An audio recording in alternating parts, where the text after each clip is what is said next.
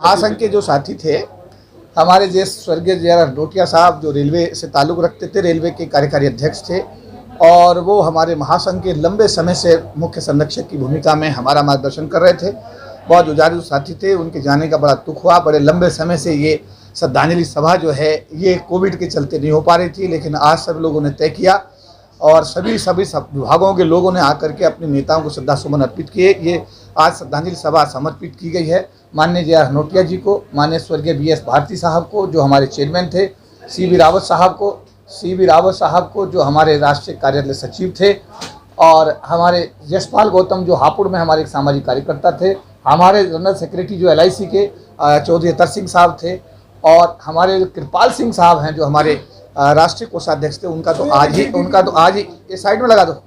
उनको तो आज ही के दिन उनका ये है कि सुबह दुखद समाचार मिला कि वो आज हमारे बीच में नहीं रहे। हमने बड़े अपने ऐसे कार्यकर्ताओं को, ऐसे नेताओं को खो दिया है। समाज में अच्छे कार्यकर्ताओं के जाने से एक बड़ा मायूसी का माहौल है और हम ये आज की जो श्रद्धांजलि सभा है इसमें हमने सब लोगों से ही निवेदन किया है कि हम सब लोग मिल कर के इन महापुरुषों के बताए हुए रास्ते पे चल करके समाज के सामने जो वैक्यूम हुआ है सब मिलजुल कर उसको पूरा करें और समाज के सम्मुख जो चुनौतियां हैं उन चुनौतियों को पहले समझें, इकट्ठे हों, सब एकजुट होकर के उन चुनौतियों को किस तरीके से उनसे उभरा जाए, कैसे ऊपर निकला जाए, इस पर सब लोग इकट्ठे होकर, एक मन होकर के विचार करके आगे की रणनीति तय करें। तो साहब आज यहाँ पे आपने जयंत चौधरी जो RLD के राष्ट्रीय अध्यक्ष है वो भी आमंत्रित चीफ गेस्ट थे, यहाँ पे आमंत्रित थे। क्या मतलब संभावना को कैसे यहाँ पे आमंत्रित किया गया? नहीं, ये तो इत्तेफाक है, ऐसा कोई आमंत्रण नहीं था, हमारा कार्यक्रम ऑलरेडी था। ऐसा नहीं था, आपने देखा होगा कि यहाँ तो इसमें तो आज BJP के लोग भी आमंत्रित किए गए थे। हमने उनको अपने दुष्यंत गौतम साहब, बहुत लोगों को हमने मैसेज, क्योंकि सोशल मीडिया पे एक मैसेज किया, इस श्रद्धांजलि कार्यक्रम में हर आदमी का स्वागत है, कोई भी आ सकता है। ऐसा नहीं है कि किसको बुलाया किसको नहीं बुलाया, ऐसा कुछ भी नहीं है।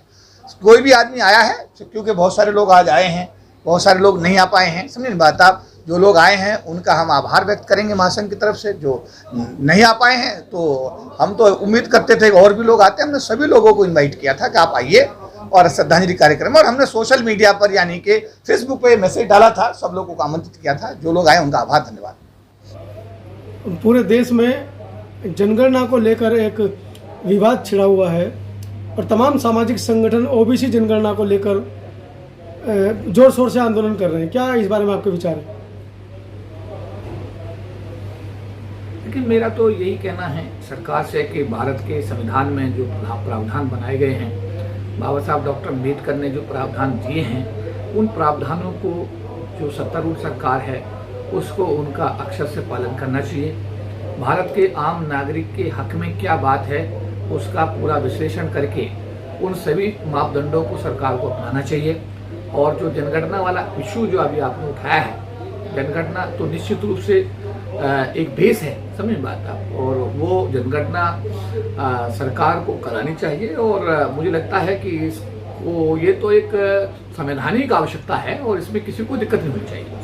मंडल कमीशन के आंदोलन में आपके संगठन की महत्वपूर्ण भूमिका रही है, उसके बावजूद पूरे देश में मंडल कमीशन को लेकर आंदोलन भी हुए हैं, वर्तमान में भी आंदोलन चल रहे हैं, लेकिन सरकार का कहीं ना कहीं एक पक्ष ऐसा है जो नहीं मान रहा है कि इस तबके की जो खुशहाली है वो करनी चाहिए। देखिए, आप OBC की बात कर रहे हैं, मैं तो SC/ST की बात कर रहा हूं। जी। SC/ST का आरक्षण बिना पूरा हो जाता है जी। जब आज तक SC/ST का जो 15.7% का आरक्षण पूरा कहीं नहीं हो पाया है ना, और उसके बाद भी वो पूरा हो जाता है, बिना भरे पूरा हो जाता है, तो ये सारी चीजें जो हैं कहीं ना कहीं दिक्कत तो करती हैं। तो OBC के मामले में भी अगर आरक्षण का इश्यू आता है तो सेम मापदंड है, उसमें मापदंड में SC/ST का आरक्षण हो या OBC का हो। और मैं तो ये कहूंगा कि देश का जो गरीब तबका है, जो 10% का आरक्षण दिया गया है, उसको आरक्षण देने में भी लोगों की जो सोच है वो बिल्कुल वही रहेगी कि भाई अगर किसी तरीके से ना देने का कोई रास्ता निकल सकता है तो निकाल लिया जाए, और देना मजबूरी है तो दे दिया जाए।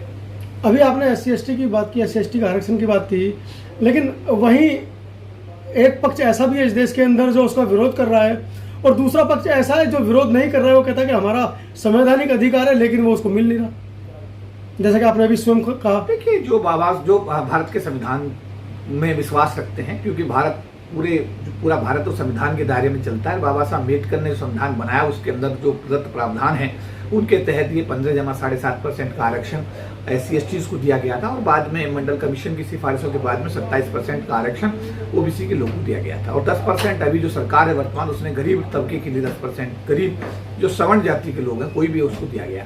तो मेरा कहने का मतलब जो सरकार के निर्णय है, संविधान में जो प्रदत्त प्रावधान है, उनका पूरे देश के एक नागरिक को एक सच्चे भारतीय होने के नाते उसका आदर करना चाहिए। तभी भारत का विकास, जब तक देश का एक एक व्यक्ति राष्ट्र की मूलधारा में नहीं आएगा, जब तक देश का हर आदमी गरीबी की रेखा से ऊपर नहीं आएगा, तब तक भारत राष्ट्र का विकास संभव नहीं हो पाएगा। अगर हम भारत राष्ट्र को प्यार करते हैं तो हमें चाहिए कि जो भारत का संविधान कहता है उसको हर व्यक्ति को मानना चाहिए। जो भारत की सरकार ने निर्णय लिए हैं पिछले सालों में, चाहे वो सरकार किसी भी दल की रही हो, और वो अगर किसी वर्ग विशेष गरीब वर्ग के लोगों को उठाने के निर्णय लिए गए तो उनको ईमानदारी से लागू करके इस देश के गरीब लोगों को राष्ट्र की मूलधारा में लाने की हर संभव कोशिश की जानी चाहिए। जो साहब सरकारी नौकरियों में SC/ST OBC के लोगों की भागीदारी इस समय बहुत कम है, 40 लाख से शुरू हुए थे जैसा कि आप ही अपने वक्तव्य में बताते हैं, और वर्तमान में कुछ 10-12 लाख के करीब आदमी रह गए हैं। निजीकरण सरकार ला रही है, नौकरियां हैं नहीं, ऐसे में आपके क्या विचार होंगे?